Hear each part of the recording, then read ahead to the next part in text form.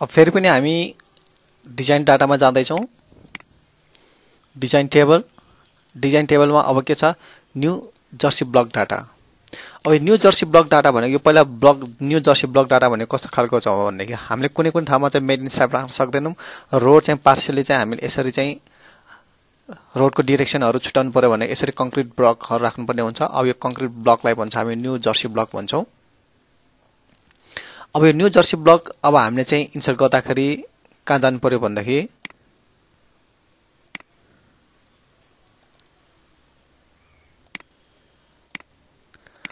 अब new Jersey block insert गर्नको लागि हामी डाटामा डिजाइन टेबल पछि हामी के छ, न्यू जर्सी ब्लक डाटामा जान्छौँ।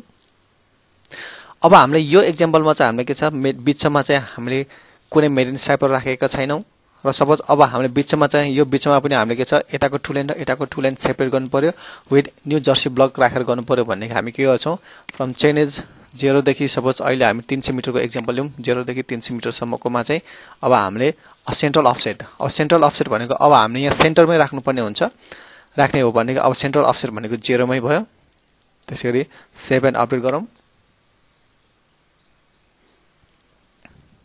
अब यहाँ हाम्रो के छ भने यो सेन्टर लाइन प्लस यो दुईटा मार्किङहरू दिएको छ भने अब हाम्रो 0 देखि 300 मिटरमा चाहिँ न्यू जर्सी ब्लकको लाइन पनि प्लानमा आउने भयो। अहिले यसमा के छ, आएको छैन भनेदेखि हामी के गर्छौँ, कम्प्युट गरेर न्यू जर्सी ब्लक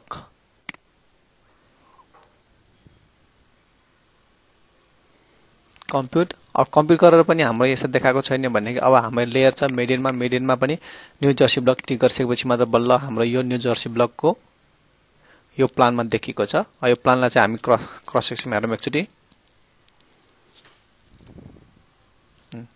हाम्रो यो भनेको के छ भनेदेखि यो भनेको न्यू जर्सी ब्लक भयो।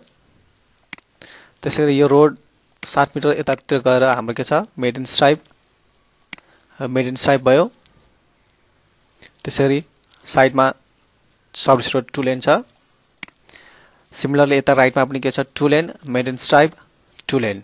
यसरी चाहिँ हामी 8 लेनको रोड, जुन यो टिपिकल क्रस सेक्सन अफ 8 लेनको रोड भयो।